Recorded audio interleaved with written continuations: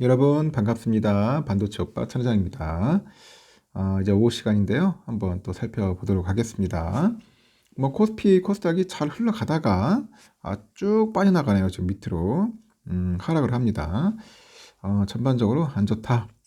그렇게 보시면 되고 지금 원달러 환율이 6거래일 만에 이제 1320원대로 이제 올라왔어요. 국제신용평가사 무디스가 그 미국의 신용등급을 부정적으로 하향 조정을 했죠. 조정을 하다 보니까 위험 회피 심리가 커집니다. 위험 회피 심리가 이제 커지면서 환율이 상승하고 있어요. 서울 외국환 중계에 따르니까 이날 환율은 오전 11시 57분 기준 전 거래일 종가보다 7.3원 정도 올라서 1324.1원에 거래 중인데 이는 종가 기준 지난 3일 1322.4원 이후 6거래일 만에 1320원대로 돌아왔습니다. 환율은 여기에 환율을 반영해서 전 거래일 종가보다 1.6원 오른 1318.4원에 개장을 했거든요. 개장 직후에 환율이 1319원으로 올라요. 1320원을 위협합니다. 오전 10시 무렵부터 1320원을 돌파를 해요. 20원을 돌파를 해가지고 상승폭을 이제 확대를 하는 거죠. 이렇게 무디스가 지난 10일 미국의 국가 신용등급 전망을 안정적에서 이제 부정적으로 이제 강등한다고 이제 밝혔습니다. 다만 미국의 국가 신용등급은 최고 수준인 AAA인데 무디스가 미국의 재정 건전성에 대한 위험이 증가했다고 해요. 국가구의 신용 강점이 더는 이를 완전히 상쇄할 수 없다 이렇게 보는 겁니다. 근데 뭐 건전성에 뭐 위험이 있다 하더라도 미국이 망한다는 것은 뭐 말 같지도 않은 소리고, 자기들이 다 패권 갖고 있는데 어떻게 뭐 망했습니까? 달러 찍는 나라인데 절대 망할 필요는 없고, 어떤 비실비실한 나라 하나 망하게 만들겠죠. 괜히 막 겁만 주는 것 같은데 일단은 금리가 높아진 가운데 정부 지출을 줄이거나 뭐 세입을 늘리라는 효과적인 재정 정책적 조치가 없는 상황이다. 미국의 재정 적자가 막대한 그런 수준에서 유지되면서 채무 능력을 유의미하게 약화시킬 거다. 유의미하게 약화시킬 것으로 예상한다고 합니다. 미국 의회의 그 정쟁에 따른 정책 불확실성도 전망 하향의 배경 중 하나인데 무디스가 의회 내 정치 양극화가 지속되면 채무 능력 그 약화를 늦추려는 후속 행정부의 재정 계획이 합의에 이르지 못할 위험을 높이고 있다고 평가를 하죠. 미 의회는 지난 9월 30일 연방정부 셧다운을 피하기 위해서 45일짜리 임시 예산안을 가까스로 통과시켰고 오늘 17일에 또다시 예산안을 이제 처리해야 하는데 돌파구가 보이지는 않고 있다. 앞서 피치는 지난 8월 미국의 국가신용등급을 최고 등급 AAA에서 AA 플러스로 한 단계 내렸습니다. 그 피치의 등급 강등 발표 이후에 코스피 코스닥이 각각 1.9, 3.2% 하락을 했고 환율은 14원 넘게 급등한 바 있죠.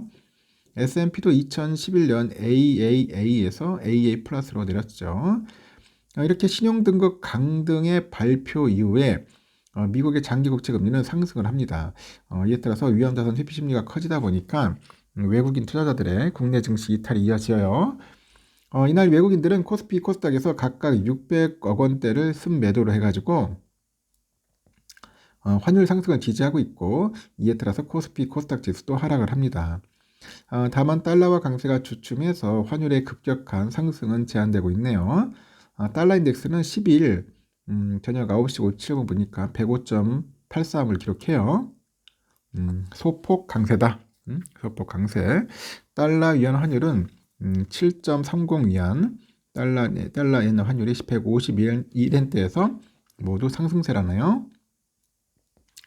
이렇게 외환시장 전문가들이 그 무디스의 신용 그 강등 여파가 금융시장에서 어떻게 반응할지는 이날 뉴욕 증시 이후에 알 수 있을 것 같아요. 국내 은행 딜러도 우선 나스닥 선물도 하락하고 있고 국채 금리도 오르긴 하는데 오늘 뉴욕장에서 어떻게 반응할지가 관건이다. 위험 회피 심리로 갈 수도 있을 것이다. 뭐 그런 이야기를 하는데 뭐 미국이 뭐 쉽게 망하는 것도 아니고 하여튼 오후에 1322에서 1323으로 돌파한다면은 환율이 추가 상승할 수 있을 거라고 하네요. 한번 좀 보일 것 같습니다. 또 20일날 삼성전자 배당이 있어서 이번 주 목요일부터는 아래쪽에서 달러 매수 움직임이 있을 것이다. 그런 이야기도 하는 것 같습니다. 하여튼 삼성전자 배당이 빨리 또 나왔으면 좋겠네요. 나왔을 때 좀 떨어질 때 좀 주워다 보면은 좀 낫지 않겠나 하는 생각이 들어요. 제가 또 전 시간에는 그 얘기를 했죠. 양도세 관련돼 가지고 이야기를 좀 했던 것 같고요. 증시 변동성이 크니까 ETF 계리율도 좀 뛰었다 뭐 그런 이야기들이 좀 있어요. 이 계리율 뜨면 안 되는데 크면 커지면은 그래서 증시 변동성이 높아지다 보니까 ETF 계리율 확대도 늘어난 것으로 나타났다고 하는데 이날 현재까지 ETF 계리율 초과 발생 공시는 182건이네요. 지난달 한 달 동안 ETF 계리율 초과 발생 공시 건수를 2주도 되지 않아 웃돌았다.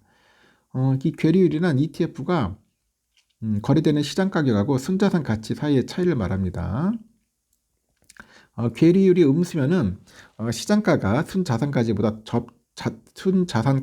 저평가된 거예요. 음수면은. 그럼 양수면은 고평가고 계리율이 높아질수록 적정 가격을 벗어나서 가격의 그 매매가 이뤄지기에 해당하는 차이만큼 그는 예기치 못하는 투자 손실을 입을 수 있다. 투자자들의 주의가 요구된다.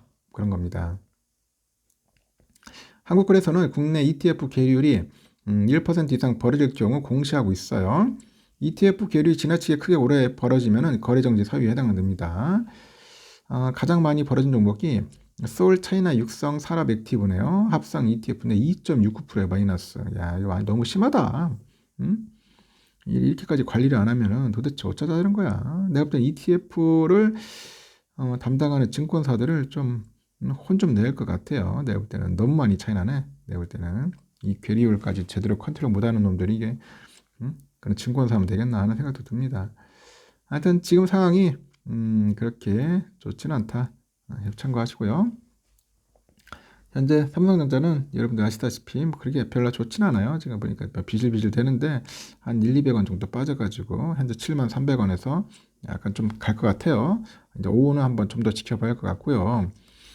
우선주는 지금 보합권에서 지금 까딱까딱 하는데 한 100원 정도 빠져가지고 하고 있습니다. 지금 정상적으로 하면은 벌써 57,000원 돌파해가지고 하는데 쭉 흘러내렸어요. 지금 흘러내려가지고 전반적으로 지금 다 빠지고 있습니다. 코스닥 빠지고 코스피 200 선물도 빠지고 뭐 좋은 게 하나도 없네요. 지금 그렇게 상황이 그렇게 가고 있고 현재 지금 미국 나스닥 선물이 좀 많이 빠지네요. 막 그냥 거의 폭포수처럼 흘러내리는 그런 모습을 보이다 보니까 우리 장도 상당히 영향을 받는 것 같습니다.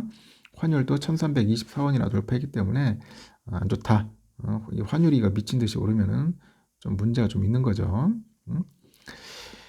하여튼 오늘은 좀 비실비실 되네요. 좀 아쉽습니다. 좀 오늘 아침에 참 좋았는데 스타트가 역시나 영 아니네요. 하여튼 참고하시고 오늘 배당금 줘야 되니까 여러분들 아마 배당 떴어요. 참고하시기 바랍니다.